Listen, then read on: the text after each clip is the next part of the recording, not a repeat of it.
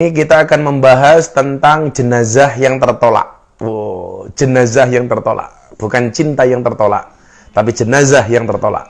Seperti biasa, selalu saya sampaikan, jika teman membuatmu kecewa, jika pasangan membuatmu terluka, dan jika corona membuatmu menderita, yakinlah Gus Miftah hadir malam hari ini dengan membawa cinta. Dan malam hari ini tema bahasan kita adalah jenazah yang tertolak. Kenapa saya bahas ini? Karena begitu banyak pertanyaan ke saya disuruh ngasih komentar, ngasih pendapat tentang beberapa tempat ada jenazah yang meninggal diakibatkan karena virus corona. Ini di mana-mana ditolak, di beberapa tempat itu ditolak. Sehingga kemudian banyak yang japri saya melalui Messenger maupun DM di Instagram. Saya diminta untuk membahas itu malam hari ini. Kawan-kawan, begini ya. Ada 4 kewajiban orang hidup kepada yang mati. 4 hal yang harus dilakukan oleh orang hidup kepada yang mati. Yang pertama adalah memandikan jenazah. Kenapa jenazah harus dimandikan? Ya, karena tidak bisa mandi sendiri.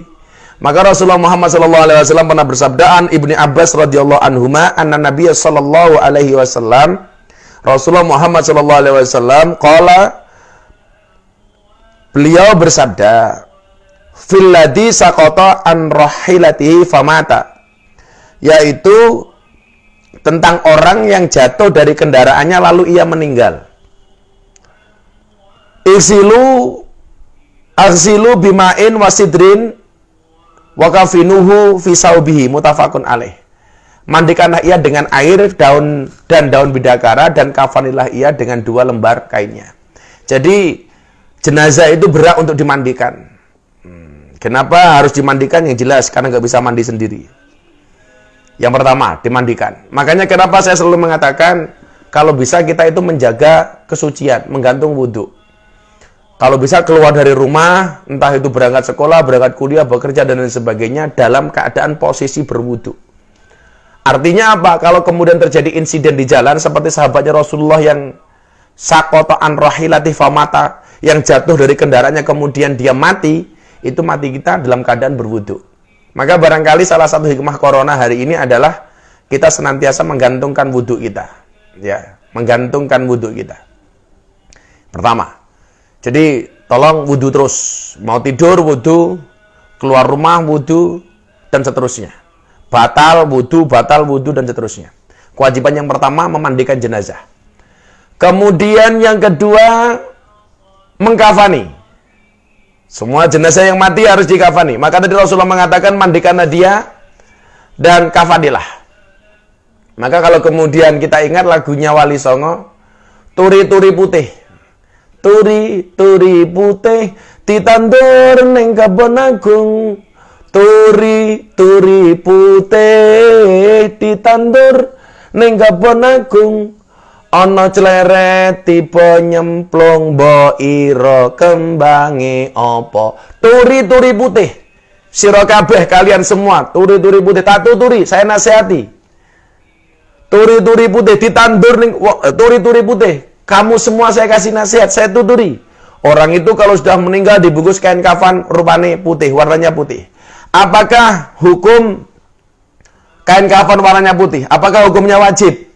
Kita lihat. Wa an Ibnu Abbas radhiyallahu anhuma. Diriwayatkan dari Ibnu Abbas radhiyallahu an. Anna Nabiy sallallahu alaihi wasallam qala. Sungguhnya Rasulullah Muhammad sallallahu alaihi wasallam bersabda, "Albasu min siyabikumul bayat fa innaha min khairin siyabikum wa kafinu fiha mautakum." Jadi Rasulullah Muhammad sallallahu alaihi wasallam, pakailah pakaian kalian yang putih. Kenapa? Karena itu adalah sebaik-baik pakaian. Dan kafanilah orang-orang yang meninggal dunia di antara kalian dengan pakaian itu. Tapi ingat, ini hukumnya sunnah. Jadi kain kafan warnanya putih itu hukumnya tidak wajib, tapi sunnah. Kalau kemudian Anda pengen mati kain kafan warnanya pink, boleh apa enggak? Boleh. Tapi malaikatnya paling batin. Wow. Kim Chil Man. Nah, sunnah ya, enggak wajib. Kalau kemudian Anda mati besok minta kain kafan warnanya hitam, enggak apa-apa. Paling malaikatnya teriak, wow, pakai hitam siapa takut. Jadi gak wajib. Warnanya putih. Warna hijau boleh. Masuk Liang kubur warnanya hijau, malah nggak ditanya sama munkar nakir. Kenapa? Dikira lontong. 2. Kemudian yang ketiga, kewajiban orang hidup kepada yang mati apa? Mensolatkan. Jelas, mensolatkan. Dan hukum mensolati jenazah ini apa hukumnya? Hukumnya adalah fardu kifayah. Artinya kalau ada orang lain yang mensolatkan, gugur kewajiban yang lain untuk mensolatkan jenazah itu. Beda kalau fardu ain. Kalau fardu ain ya semuanya wajib tanpa terkecuali. Tapi ini fardu kifayah. Kemudian yang keempat, kewajiban orang hidup kepada yang mati adalah menguburkan jenazahnya. 4. Memandikan, mengkafani, mensolatkan, menguburkan. Artinya semua orang yang meninggal dan dia beragama Islam, dia berhak untuk mendapatkan perlakuan yang istimewa ini dari yang hidup. Kalau ini kewajiban yang hidup, berarti hak yang mati. Lah, persoalannya kemudian adalah bagaimana kalau yang mati itu terkena virus corona? Apakah dia juga mendapatkan hak yang sama? Hak yang sama seperti yang lain? Saya jawab, walaupun dia matinya dalam keadaan kena virus corona, dia tetap mendapatkan hak yang sama untuk mendapatkan perlakuan 4 hal yang istimewa ini. Ya dimandikan, ya disolatkan, ya dikafankan, ya dimakamkan. Tentunya dengan memperhatikan protokoler medis yang berlaku. Artinya apa? Tetap dia mendapatkan perlakuan 4 hal ini dengan ketentuan medis yang barangkali para dokter, para juru rawat itu yang lebih tahu bagaimana harus dilakukan. Makanya kemudian hari ini kalau kemudian kita menolak, perlu Anda ingat. Pernah nggak kebayang kalau Anda hari ini menolak orang dimakamkan gara-gara dia kena virus corona? Kalau seandainya itu terjadi dengan keluarga Anda. Kalau seandainya yang mati kena virus corona itu Anda, anak Anda, istri, keluarga, orang tua, dan lain sebagainya. Pernah nggak kita berpikir sejauh itu? Bahwa yang meninggal ini adalah keluarga kita. Kalau seandainya itu terjadi kemudian ditolak, betapa sakitnya kita itu. Jadi, sebelum menolak itu saya pikir Anda perlu berpikir lebih jauh lah. Ya Allah, nanti kalau sampai saya menolak, jangan-jangan yang kena musibah itu keluarga saya. Dan itu terjadi pada diri Anda. Lah ya modar nih bro itu loh. Makanya jangan gampang kemudian alasannya nolak dan lain sebagainya. Saya sampaikan tetap diterima, lakukan 4 hal ini kepada yang meninggal, tapi ya gue mau perhatikan protokoler medis yang berlaku gitu loh. Yang berlaku. Medis sudah ngeruat jenazah sebaik mungkin ditutup, begitu dibawa pulang jangan dibuka lagi, kemudian langsung dimakamkan. Kan ini bagus itu loh. Kenapa kemudian kita tolak? Bahkan kemarin saya melihat sebuah video itu memaki-maki jenazah. Wah, itu corona gini. Itu sangat menyakitkan bagi almarhum dan keluarga almarhum. Pernah nggak itu terbayang kemudian yang terjadi dengan keluarga kita? Maka kawan-kawan begini ya, sahabat-sahabat saya begini ya. Yang kita musuhi itu virusnya, bukan orangnya. Virusnya kita musuhi, kita lawan bareng-bareng, bukan orangnya. Bahkan banyak pendapat ulama hari ini yang mengatakan orang yang meninggal gara-gara wabah ini, gara-gara virus ini, dia mati dalam keadaan syahid akhirat. Artinya apa? Besok dia masuk surga bighairi hisab, walaupun beda dengan syahid dunia. Kalau syahid dunia itu karena badannya hancur, tidak harus dimandikan dan lain sebagainya. Begitu luar biasanya ini. Kenapa kemudian kita tolak?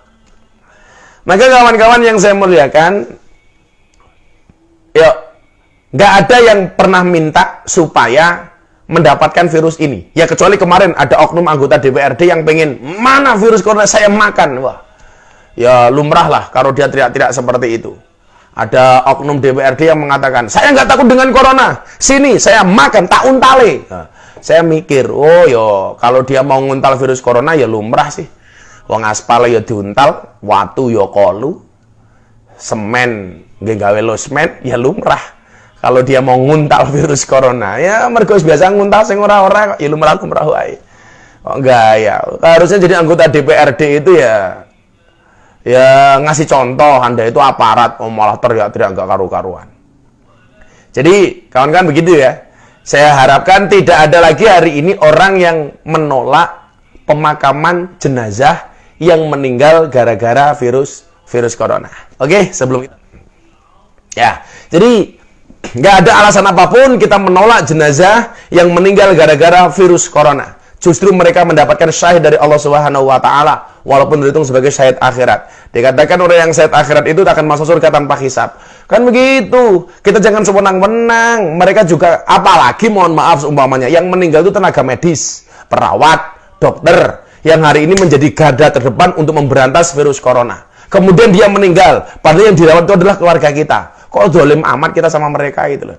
Jadi saya pikir tidak manusiawi dan tidak logis ketika kita menolak jenazah orang yang meninggal gara-gara virus corona. Oke.